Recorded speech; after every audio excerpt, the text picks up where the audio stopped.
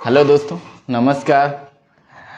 भारत के भूगोल में आप लोग पढ़ रहे थे भारत की नदियाँ। तो भारत की नदियों के बारे में पिछले वीडियो में आप लोगों ने देखा, जिसमें आपने उत्तर भारत की नदियाँ देखी थी, यानी कि हिमालय से निकलने वाली नदियों के बारे में पढ़ा था। और जो हिमालय के पार यानी कि तिब्बत क्षेत्र से निकल रही थी उनके बारे में पढ़ा था। यानी कि उत्तर भारत की नदियाँ जो हैं उनके बारे में आप लोग पढ़ चुके हैं। आज हम बात करेंगे दक्षिण भारत, यानी कि जो भारत का निचला हिस्सा है, यानी कि जो दक्षिण भारत है, जिसे हम प्रायद्वीपीय भारत कहते हैं। तो प्रायद्वीपीय भारत की नदियों के बारे में पढ़ेंगे, एक एक करके नदियों से रिलेटेड पॉइंट देखेंगे। यहाँ पे हमने दक्षिण भारत की बंगाल की खाड़ी में गिरने वाली नदियों को यहाँ पे दर्शाया हुआ है। ये नदियाँ बंगाल की खाड़ी में अपना पानी गिराती हैं। कुछ नदियाँ हैं जो इस तरफ बहती हैं और यहाँ पे अरब सागर में उसको क्या कहते हैं, पानी गिराती हैं। तो उनका भी हम इसके बाद अध्ययन करेंगे। तो अभी देखते हैं दक्षिण भारत की नदियाँ जो कि बंगाल में अपना पानी गिरा रही हैं। तो ये देखने से पहले थोड़ा हम समझने की कोशिश करते हैं कि जैसे कि पिछले वीडियो में आपने देखा था, तो वो सारी नदियाँ हिमालय क्षेत्र यानी कि उत्तर भारत, हिमालय से निकल रही थी या हिमालय के पार से निकल रही थी। तो वो नदियाँ क्या थी, सदा नीरा थी। सदा नीरा का मतलब होता है जिसमें पूरे साल जल की मात्रा उपलब्ध रहती है, यानी कि सालों भर क्या रहता है, जल प्रवाहित होता रहता है उन नदियों में। तो ऐसा इसलिए है, जो हिमालय से नदियाँ निकलती हैं तो हिमालय एक बड़ी श्रृंखला है, वहाँ पे बहुत बड़े बड़े ग्लेशियर पाए जाते हैं, यानी कि बर्फ के जमे हुए पहाड़ पाए जाते हैं, पर्वत पाए जाते हैं। तो क्या होता है कि जब बरसात के मौसम में बारिश होती है तो उन नदियों में तो जल रहता ही रहता है, लेकिन जब गर्मियों के मौसम या ठंडियों में जब बारिश नहीं होती है या ऐसा मौसम जब पानी की कमी होती है, तब क्या होता है, वो ग्लेशियर गर्मी की वजह से पिघलने लगते हैं। और गर्मी से जब ग्लेशियर पिघलते हैं तो उन नदियों में पानी की मात्रा बनी रहती है। इसलिए जो हिमालय से नदियाँ निकलती हैं, उत्तर भारत की जो नदियाँ हैं, वो हमारी सदा नीरा नदियाँ हैं, यानी कि पूरे वर्ष उनमें पानी की मात्रा अवेलेबल रहती है, यानी कि उसमें पूरे वर्ष पानी मौजूद रहता है। दक्षिण भारत की जो नदियां हैं जिनके बारे में हम पढ़ने जा रहे हैं इस वीडियो में, ये नदियां सदा नीरा नदियां नहीं हैं, क्योंकि इसमें क्या होता है, बरसात के मौसम में जब पानी अवेलेबल रहता है तब इन नदियों में क्या रहता है, पानी की मात्रा उपलब्ध रहती है। गर्मियों में जब बारिश नहीं होती है तो इन नदियों में पानी की मात्रा बहुत कम हो जाती है, या तो कुछ नदियां तो बिल्कुल सूख जाती हैं। तो ये ऐसी नदियां हैं जो साल भर जल प्रवाहित नहीं करती हैं। तो दक्षिण भारत की नदियां सदा नीरा नदियां नहीं होती, जबकि उत्तर भारत की नदियां या हिमालय से निकलने वाली नदियां जो होती हैं वो सदा नीरा होती हैं, यानी कि वर्ष भर क्या रहता है, उसमें जल यानी कि पानी मौजूद रहता है। ऐसा इसलिए हो पाता है क्योंकि ग्लेशियर जब पिघलते हैं तो उन नदियों में पानी की मात्रा बनी रहती है। तो आप देखेंगे दक्षिण भारत में हम बंगाल की खाड़ी में गिरने वाली नदियां एक एक करके यहाँ पे वर्णन करेंगे। सबसे पहले यहाँ पे मैंने दर्शाया हुआ है, एक क्रम देख लेते हैं। एक क्रम आप लोगों को याद रखना है, क्योंकि ये क्रम लगाने को भी पूछ लेता है कि आप उत्तर पूर्व से दक्षिण की तरफ नदियों का क्रम लगाइए या दक्षिण से उत्तर पूर्व की तरफ नदियों का क्रम लगाइए। तो जो सबसे यहाँ पे ऊपर नदी दिखाई गई है, ये आप उत्तर पूर्व में है दामोदर नदी, सेम यही क्रम रहता है। स्वर्ण रेखा नदी, फिर ब्राह्मणी नदी, फिर महानदी, फिर गोदावरी नदी, फिर कृष्णा नदी, फिर पेन्नार नदी, फिर कावेरी नदी, फिर वैगाई नदी। तो ये नदियों का बेसिकली क्रम है जो बंगाल की खाड़ी में गिरती हैं। दक्षिण भारत की नदियों का ये ऊपर से नीचे या नीचे से ऊपर ये क्रम है, ये आप लोगों को हुबहू याद रखना है। यहाँ पे मैंने दामोदर नदी, स्वर्ण रेखा नदी, ब्राह्मणी नदी, ये जो नदियाँ दिखाई, इनका उद्गम एक ही है, यानी कि ये जो नदियाँ हैं तीनों कौन कौन सी, दामोदर नदी और ब्राह्मणी नदी और कौन सी है, स्वर्ण रेखा नदी। ये जो तीनों नदियां हैं ये आपकी छोटा नागपुर पठार पड़ता है यहाँ पे, वहाँ से निकलती हैं। कहाँ से निकलती हैं, छोटा नागपुर पठार से निकलती हैं। ये तीनों नदियाँ आपकी छोटा नागपुर पठार के आसपास से निकलती हैं। तो इन नदियों के उद्गम स्थल के बारे में आपने जाना। दामोदर, स्वर्णरेखा, ब्राह्मणी नदी जो है ये छोटा नागपुर पठार के आसपास से निकलते हैं। छोटा नागपुर पठार जो है वो छत्तीसगढ़, झारखंड और इधर कुछ हिस्सा आपका बिहार का क्या है, ये छोटा नागपुर का एरिया है। तो यहाँ से नदियों का उद्गम होता है। आगे बात करते हैं दामोदर नदी जो है आपकी। तो चलिए एक एक नदी करके यहाँ पे अध्ययन करते हैं। तो जैसे सबसे पहले यहाँ पे दामोदर नदी। तो दामोदर नदी के उद्गम स्थल की बात करें तो ये छोटा नागपुर पठार के आसपास से निकलती है। कहाँ से निकलती है? छोटा नागपुर पठार के आसपास से निकलती है। कौन सी नदी? दामोदर नदी, छोटा नागपुर पठार से। दूसरी बात करें तो दामोदर नदी जो आपकी है ये हुगली नदी में मिल जाती है। यानी कि दामोदर नदी छोटा नागपुर के पठार से निकलकर पूरब की तरफ बहते हुए देख रहे हैं, ये हुगली नदी में मिल जाती है। यानी कि डायरेक्ट बंगाल की खाड़ी में ना गिरकर ये हुगली नदी के माध्यम से अपने जल को बंगाल की खाड़ी में गिराती है।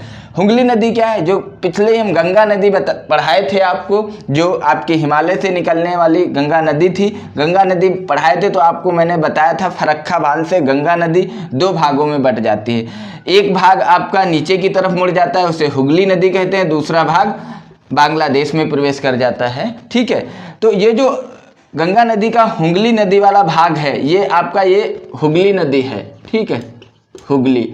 तो ये दामोदर नदी यही बंगाल की खाड़ी में हुगली नदी के मिलने से पहले दामोदर नदी हुगली नदी में मिल जाती है और हुगली नदी के माध्यम से क्या करती है? अपना जल जो है यहाँ बंगाल की खाड़ी में गिराती है।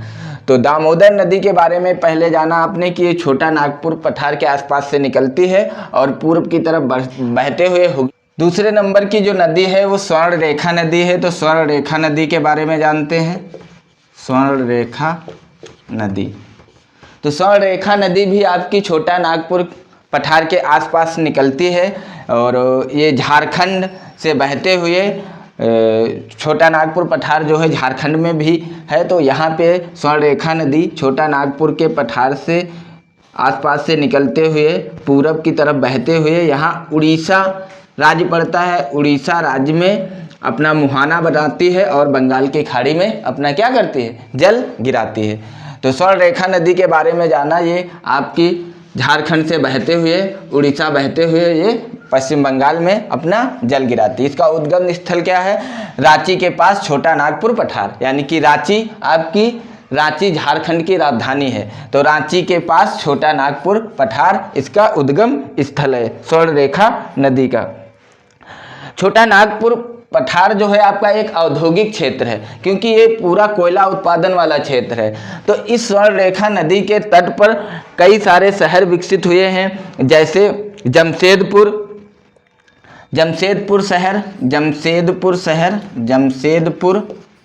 जो स्वर्णरेखा नदी के तट पर स्थित है। जमशेदपुर शहर जो है पूरी तरह औद्योगिक शहर है। तो यहाँ पे औद्योगिक कचरा जो निकलता है वो डायरेक्ट इस नदी में गिरता है। इस वजह से स्वर्णरेखा नदी क्या है? बहुत ज़्यादा प्रदूषित हो गई है। स्वर्णरेखा नदी बहुत ज़्यादा प्रदूषित हो गई है। इसी वजह से इसमें जलीय जंतु नहीं पाए जाते। किसमें? स्वर्णरेखा नदी में, क्योंकि ये पूरा औद्योगिक क्षेत्र है यहाँ पे। तो जितना भी औद्योगिक फैक्ट्रियों का कचरा होता है वो स्वर्णरेखा नदी में बहता है। इस वजह से ये नदी का जल क्या हो गया? पूरी तरह प्रदूषित हो गया है, जिस वजह से इसमें जलीय जीव जीवित नहीं रह पाते हैं। तो इसलिए इसको बोला जाता है जैविक मरुस्थल। यानी कि जो स्वर्णरेखा नदी है इसको जैविक मरुस्थल भी बोला जाता है। क्यों? क्योंकि ये इतनी ज़्यादा प्रदूषित हो गई है, इसमें जलीय जीव नहीं बचे हुए हैं। इस वजह से इसको जैविक मरुस्थल भी बोलते हैं। किसको? स्वर्णरेखा नदी को। चलिए नंबर 3 पे देखते हैं ब्राह्मणी नदी। ब्राह्मणी नदी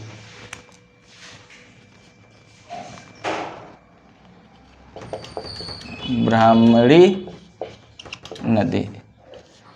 ब्राह्मणी नदी भी छोटा नागपुर के आसपास से निकलती है और छोटा नागपुर पठार से निकलकर ये पूरब की तरफ बहते हुए यहाँ पे पश्चिम बंगाल में अपना पानी या जल गिराती है।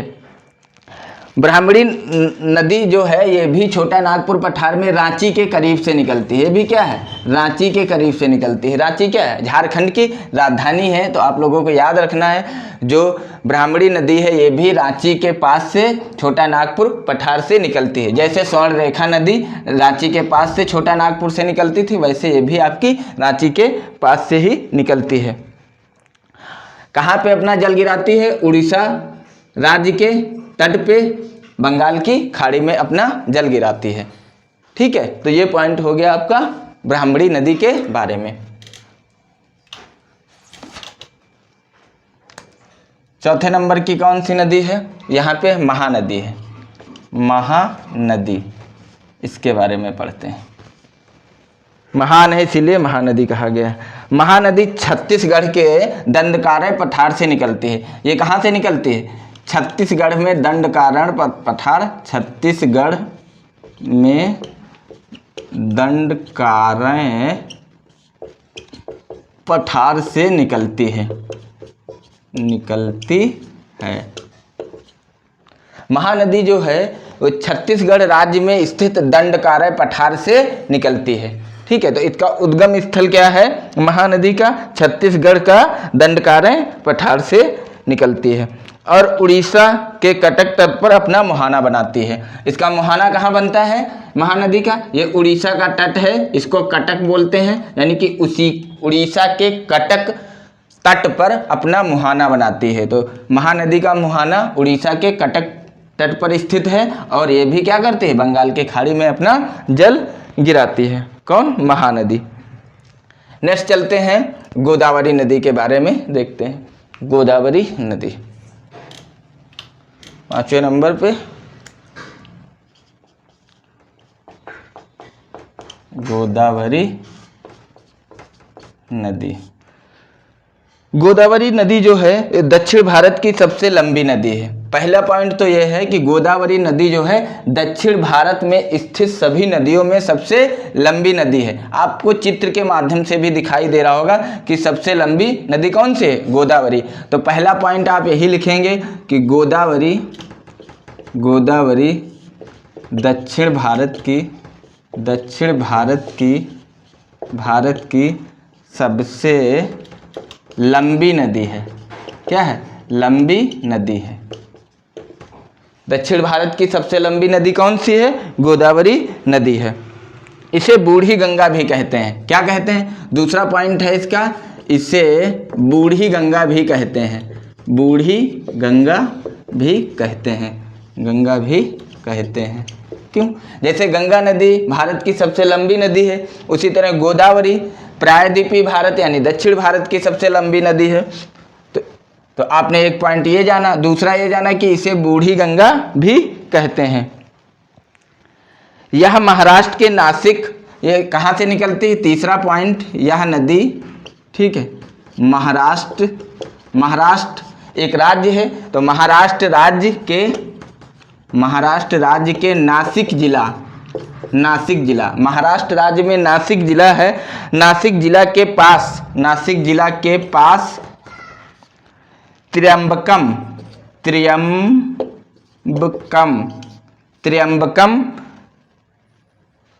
चोटी या पहाड़ी से निकलती है।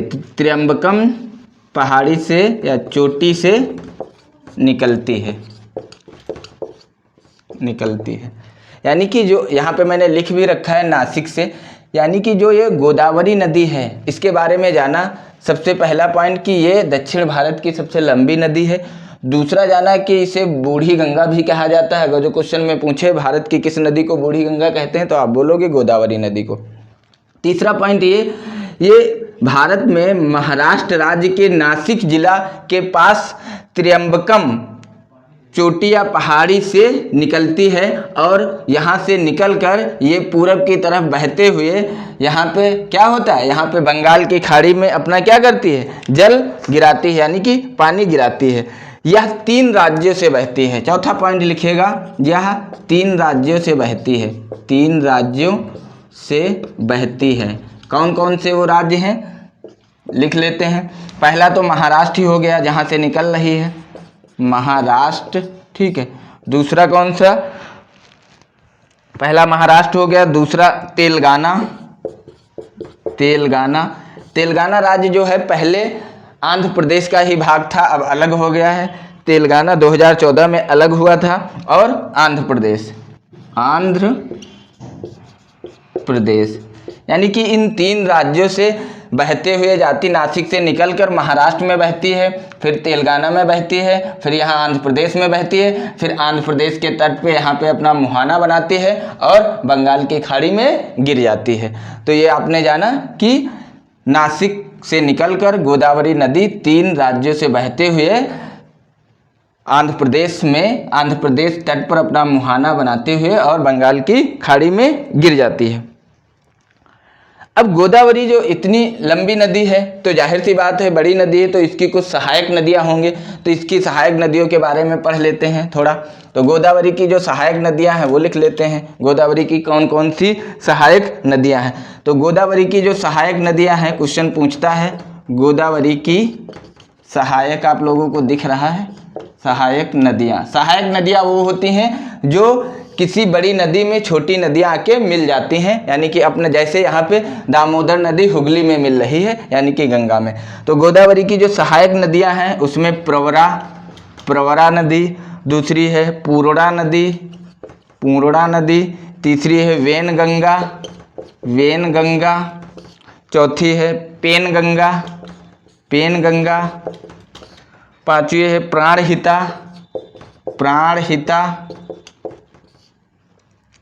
फिर है इंद्रावती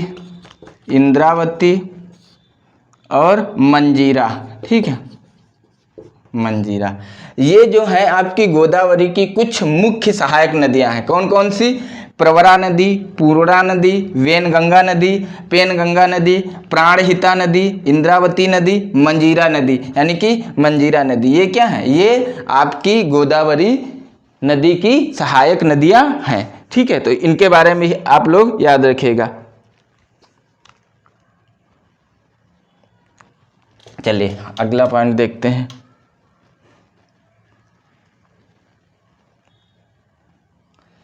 गोदावरी की जो सबसे बड़ी सहायक नदी है वो आपकी वेनगंगा है, यानी कि जितनी सहायक नदियां आपको मैंने नोट कराई उसमें सबसे बड़ी सहायक नदी कौन सी है, वेनगंगा है। ये पॉइंट भी आप लोग याद रखिएगा। चलिए अब नेक्स्ट चलते हैं, अगली कौन सी नदी है, कृष्णा नदी के बारे में। 6 नंबर की नदी कृष्णा नदी।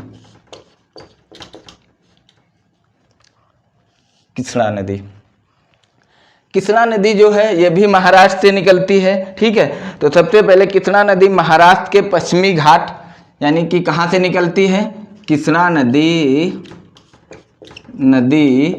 महाराष्ट्र राज्य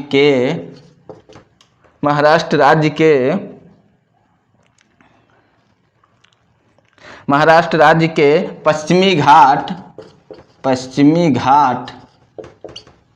पश्चिमी घाट। आप लोगों को मैं ये बता दूं कि इस तरफ आप लोगों को जो पर्वत और दक्षिण भारत की मैंने पहाड़ियाँ पढ़ाई थी तो आपको बताया था कि इस तरफ पूरी एक श्रृंखला पाई जाती है जिसे पश्चिमी घाट कहा जाता है, जिसमें मैंने पाल घाट, भोर घाट, थाल घाट पढ़ाए थे। तो ये पूरी श्रृंखला है, तो ये नदियाँ वहीं से निकल रही। तो ये जो कृष्णा नदी है ये महाराष्ट्र राज्य के पश्चिमी घाट में स्थित महाबलेश्वर चोटी से निकलती है। कहाँ से, पश्चिमी घाट स्थित महाबलेश्वर चोटी से निकलती है, महाबलेश्वर चोटी या पर्वत से निकलती है। तो कृष्णा नदी के बारे में जाना आपने। ये महाराष्ट्र में स्थित जो पश्चिमी घाट है ये महाराष्ट्र और आपका यहाँ पे जो महाराष्ट्र के नीचे पड़ता है कर्नाटक, फिर केरल, ये पूरा पश्चिमी घाट इधर क्या है, एक पश्चिमी घाट की श्रृंखला है। तो उसी में महाराष्ट्र राज्य के पश्चिमी घाट स्थित महाबलेश्वर चोटी से निकलती है कौन, कृष्णा नदी। कहाँ से निकलती, महाबलेश्वर चोटी, जो कहाँ पाई जाती है, पश्चिमी घाट में, जिसे हम सह्याद्री भी बोलते हैं पश्चिमी घाट को। तो पहला पॉइंट तो ये आपने जाना उद्गम स्थल से कि कृष्णा नदी कहाँ से निकलती है। महाबलेश्वर से निकलकर, हाँ, महाबलेश्वर से निकलकर महाराष्ट्र, ये कहाँ कहाँ बहती है, महाबलेश्वर से निकलकर दूसरा पॉइंट लिखेंगे, ये महाराष्ट्र में बहती है, महाराष्ट्र में बहती है, तेलंगाना में बहती है, तेलंगाना राज्य में बहती है, आंध्र प्रदेश से, फिर आंध्र प्रदेश में बहती है, आंध्र प्रदेश में बहती हुई, आंध्र प्रदेश से बहती हुई, आंध्र प्रदेश से बहती हुई विजयवाड़ा, विजयवाड़ा के समीप अपना मुहाना बनाती है, अपना मुहाना बनाती है। मतलब ये है कि ये महाबलेश्वर महाराष्ट्र से निकलकर महाराष्ट्र में स्थित महाबलेश्वर चोटी से निकलकर कृष्णा नदी पहले महाराष्ट्र में बहती है, फिर तेलंगाना में बहती है, फिर तेलंगाना के बाद आंध्र प्रदेश राज्य में बहती है, फिर आंध्र प्रदेश राज्य का यहाँ तट पे एक शहर स्थित है जिसे बोलते हैं विजयवाड़ा।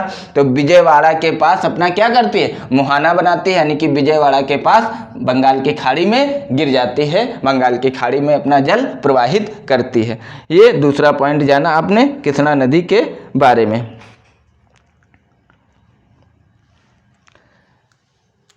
नेक्स्ट चलते हैं, अगली नदी कौन सी है,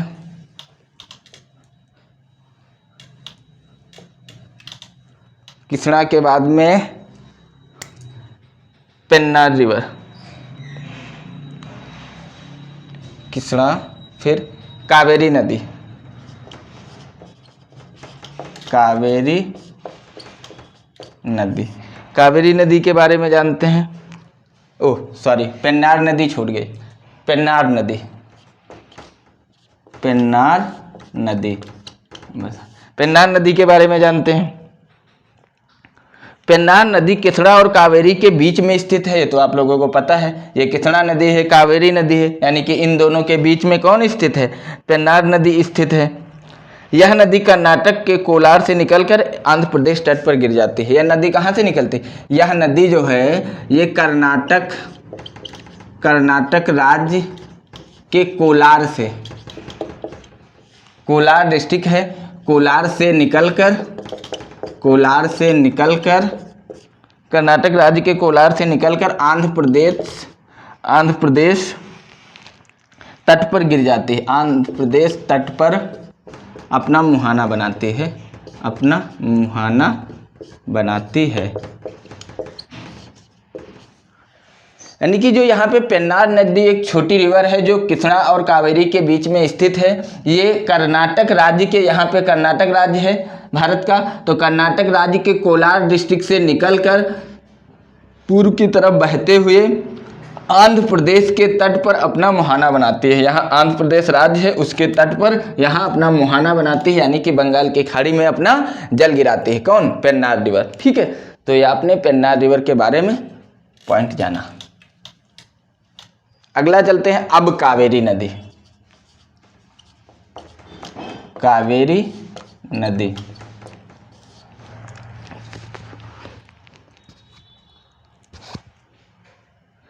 यह नदी यानी कि कावेरी नदी, ठीक है, कर्नाटक राज्य के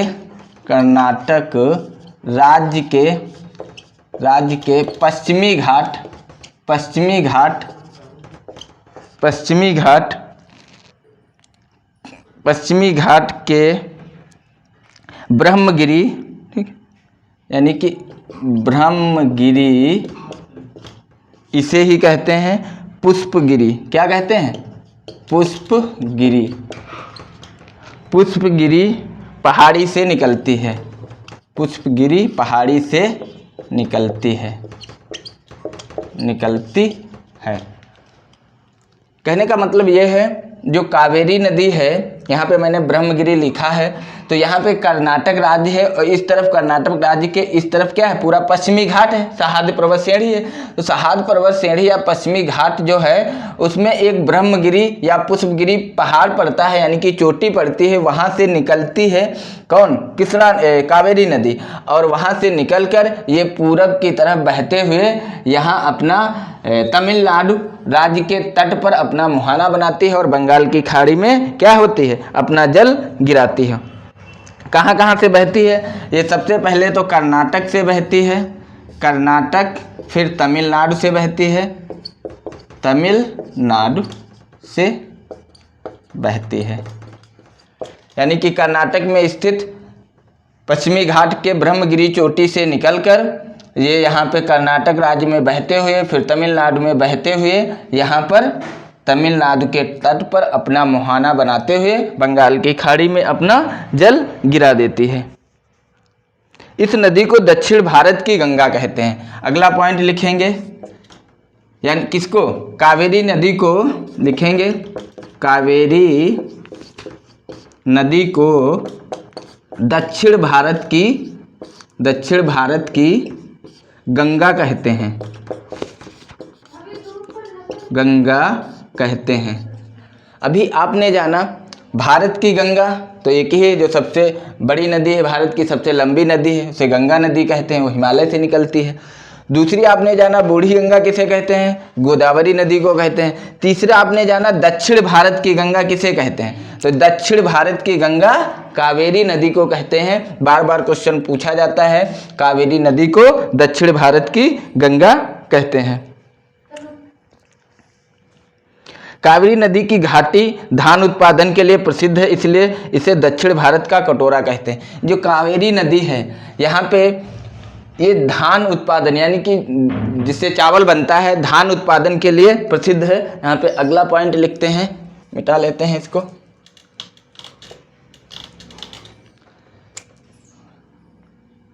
कावेरी नदी का क्षेत्र धान उत्पादन के लिए प्रसिद्ध है,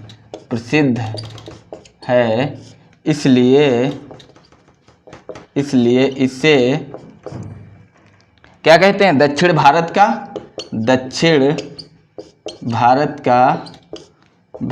कटोरा कहते हैं, दक्षिण भारत का कटोरा कहते हैं। मतलब क्या है, जो कावेरी नदी का जल क्षेत्र है यानी कि बहाव क्षेत्र है, इसके आसपास धान का उत्पादन काफ़ी ज़्यादा मात्रा में किया जाता है, यानी कि जितना भी धान का उत्पादन होता है इस नदी के आसपास के क्षेत्र में और तटीय क्षेत्र में होता है। तो इस वजह से ये तमिलनाडु और कर्नाटक का क्षेत्र, इस वजह से इस नदी के आसपास का क्षेत्र ये इसे क्या कहते हैं, दक्षिण भारत का कटोरा कहते हैं, यानी कि धान का कटोरा दक्षिण भारत का कहते हैं।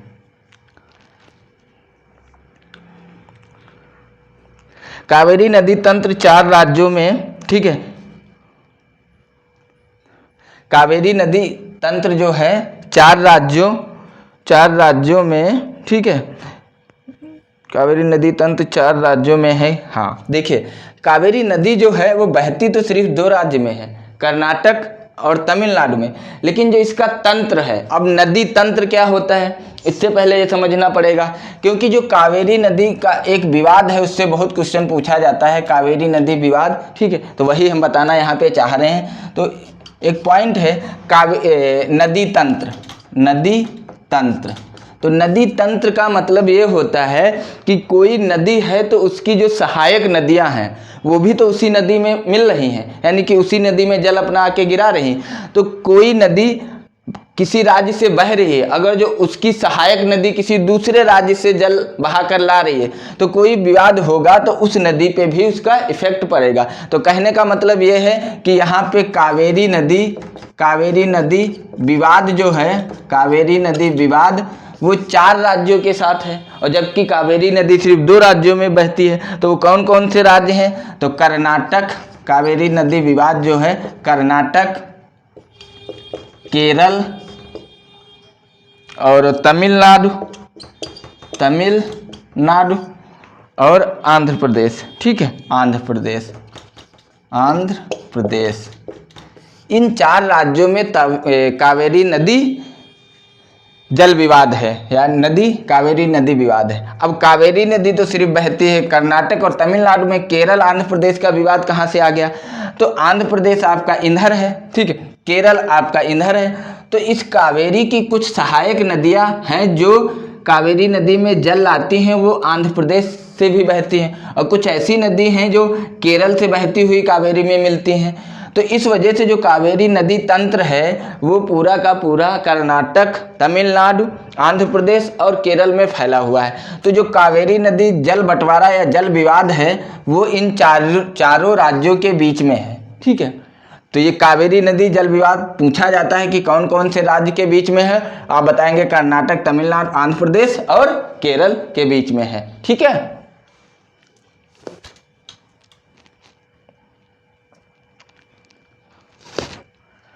कावेरी की कुछ सहायक नदियां लिख लेते हैं। कावेरी की सहायक नदियां, कावेरी नदी की सहायक नदियां,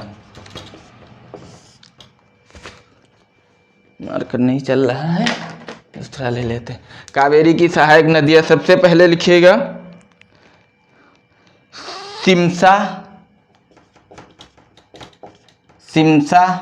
सिमसा नदी कावेरी की सहायक है। दूसरी है आपकी अर्कावती, हेमवती।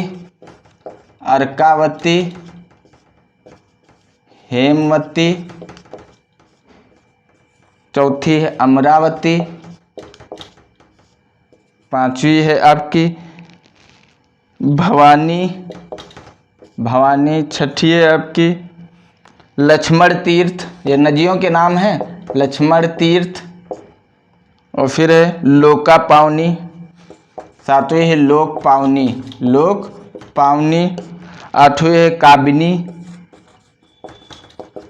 काबिनी। कहीं आपसे पेपर में क्वेश्चन आ जाता है, कोई एक नदी दे देता है, पूछ लेता है लोक पावनी नदी किसकी सहायक नदी है, तो आप बताएंगे कावेरी की। ये प्रमुख सहायक नदियां हैं किसकी? कावेरी नदी की। सिमसा, अर्कावती, हेमवती, अमरावती, भवानी, लक्ष्मण तीर्थ, लोक पावनी और काबिनी। आप देख ले होंगे काफ़ी धार्मिक नाम है। तो जो दक्षिण का भारत है वहाँ पे उसको क्या कहते हैं, इसी तरह धार्मिक नाम नदियों को और उसको क्या कहते हैं, तीर्थ स्थलों को, जगहों को दिए गए हैं। क्योंकि आप लोगों को पता है हिस्ट्री में जब चीज़ें हम पढ़ते हैं तो धर्म का जो धार्मिक विकास है वो दक्षिण भारत में कुछ ज़्यादा ही हुआ है। मंदिर और ये सारी चीज़ें दक्षिण भारत में ज़्यादा बनाई गई हैं वहाँ के दक्षिण के राजाओं ने, क्योंकि उत्तर जो भारत है वहाँ पे ज़्यादातर मुस्लिम शासकों का राज्य रहा है, इस वजह से ऐसा देखने को मिलता है। दक्षिण भारत की एकमात्र नदी है जो वर्षवाहिनी है, ठीक है, उसको आपको याद रखना है। दक्षिण, एक पॉइंट लिख लेंगे, दक्षिण भारत की एकमात्र नदी है जो वर्ष भर जल, जिसमें वर्ष भर जल मौजूद रहता है।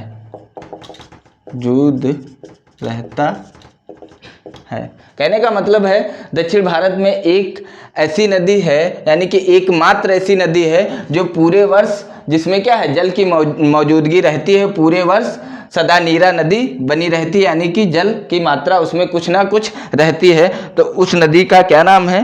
वो नदी है आपकी कावेरी नदी। इसलिए ये इतना इम्पॉर्टेंट नदी है। ये पूरे साल इसमें जल की मात्रा मौजूद रहती है। इसका भी रीज़न ये है कि ये जो ब्रह्मगिरी चोटी से आती है, इसी के आसपास बहुत सारी इसकी सहायक नदियां हैं, जो कि नीलगिरी चोटी, यहाँ पे आप लोगों को पढ़ाया था कि इधर से पश्चिमी, जो आपका पश्चिमी पर्वत श्रेणी है, सहायद जिसे बोलते हैं, इधर आपकी कार्डमम पहाड़ी जिसे इलायची पहाड़ी बोलते हैं, इधर अगस्तमलाई पहाड़ी, ये तीनों यहाँ मिलती हैं। और क्या होता है, एक गांठ का निर्माण होता है जिसे नीलगिरी पहाड़ियाँ कहते हैं, ठीक है। तो उन नीलगिरी पहाड़ियों पे, ऊंचे ऊंचे पर्वत पे, वहाँ पे भी क्या होता है, ग्लेशियर और बर्फ़ का निर्माण होता है, जिसकी वजह से इस नदी में वर्ष भर जल की मात्रा मौजूद रहती है। किसमें? कावेरी नदी में, ठीक है। चलिए अब इसके बाद हम लोग देखेंगे दक्षिण। इसके बाद एक पॉइंट यहाँ पे हम समझेंगे जो सभी नदियों पे लागू होता है। ये जो भी नदियाँ हैं आपकी, जो दक्षिण भारत की नदियाँ हैं बंगाल की खाड़ी में गिर रही, ये सभी नदियाँ क्या हैं, डेल्टा बनाती हैं, डेल्टा बनाती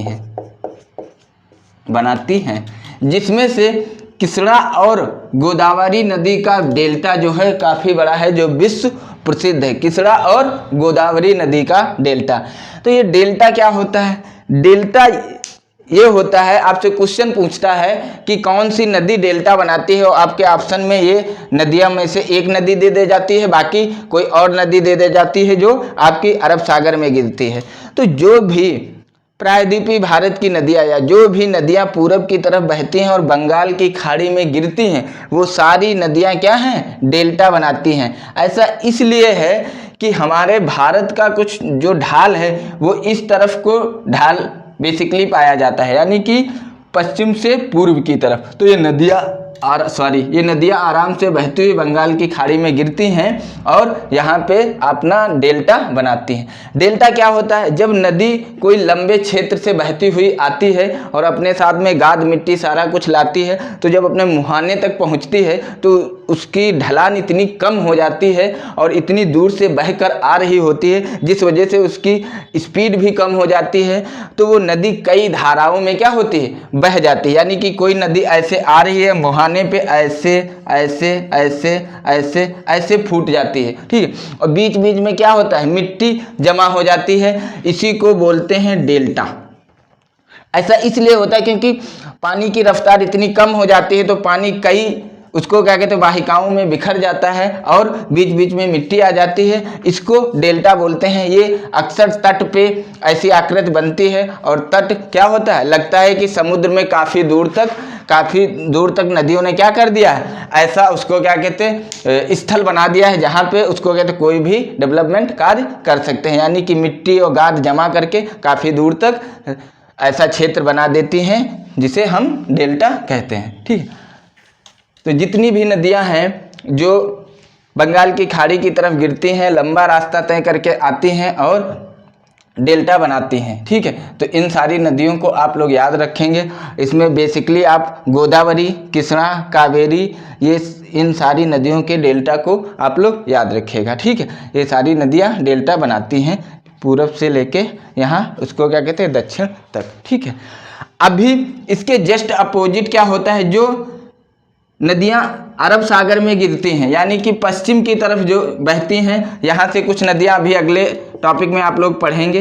दक्षिण भारत की जो नदियां हैं जो इस तरफ गिरती हैं अरब सागर में, वो एस्चुरी बनाती हैं। एस्चुरी क्या होता है, एस्चुरी एक ऐसी आकृति होती है, क्योंकि यहाँ पे आपका क्या पाया जाता है, यहाँ पे आपका पाया जाता है पश्चिमी घाट, यानी कि पहाड़ियाँ। अब यहाँ से कोई नदी निकलती है, इतनी दूर बहेगी तो इतनी ज़्यादा ढलान होती है और इतना कम रास्ता होता है कि पानी की स्पीड बहुत ज़्यादा होती है। तो जब ये समुद्र में गिरती हैं तो एस्चुरी वो आकृति होती है जहाँ पे पानी एकदम से गिराए और समुद्र में कुछ नीचे तक गड्ढा हो जाए, तो उस आकृति को क्या कहते हैं, एस्चुरी कहते हैं। यहाँ पे मछली और इन सब चीज़ों का क्या क्षेत्र विकसित होता है, यानी कि मछलियाँ यहाँ पे बहुत ज़्यादा आती हैं, यहाँ पे गड्ढा बन जाता है, जिसकी वजह से ऐसे क्षेत्र को क्या कहते हैं, एस्चुरी। तो जो भी नदियां अरब सागर में गिरती हैं वो ऊंचाई से बहकर, रास्ता उनके पास दूरी बहुत कम होती है और वो पानी में गिरती हैं तो एस्चुरी का निर्माण करती हैं। जो बंगाल की खाड़ी में गिरती हैं, लंबा रास्ता तय करके आती हैं, उनकी जो स्पीड होती है बहुत कम हो जाती है, तो वो ऐसे क्या करती हैं, ऐसे आपका डेल्टा का निर्माण करती हैं। जिसमें डेल्टा में क्या होता है, कई वाहिकाओं में नदियां बट जाती है, बीच बीच में मिट्टी आके जमा हो जाती है। तो इस तरह की आकृति को आप क्या बोलते हैं, डेल्टा बोलते हैं। तो आप लोग डेल्टा बनाने वाली नदी और एस्चुरी बनाने वाली नदियों से क्वेश्चन आता है, ठीक है। क्वेश्चन पूछता है इनमें से कौन सी नदी डेल्टा नहीं बनाती, ऑप्शन में दे देता है ताप्ती, नर्मदा और मांडवी नदी, और चौथे नंबर पे दे देता है गोदावरी नदी। तो आप आंसर क्या लगाएंगे, क्या आंसर लगाएंगे, जो गोदावरी नदी है ये डेल्टा बनाती है, बाकी तीनों डेल्टा नहीं बनाती हैं, वो सारी नदियां अरब सागर में गिरने वाली हैं। तो इस तरह से नेक्स्ट वीडियो में हम देखेंगे जो प्रायद्वीपीय भारत की यानी कि दक्षिण भारत की नदियां हैं जो अरब सागर में गिरती हैं उनके बारे में देखेंगे। फिर नदियों से रिलेटेड आपके सारे क्वेश्चन लगभग ख़त्म हो जाएंगे। नदियों से 1-2 नंबर के जो आपके पेपर में क्वेश्चन आते हैं वो आसानी से सॉल्व हो जाएंगे। थैंक यू, धन्यवाद।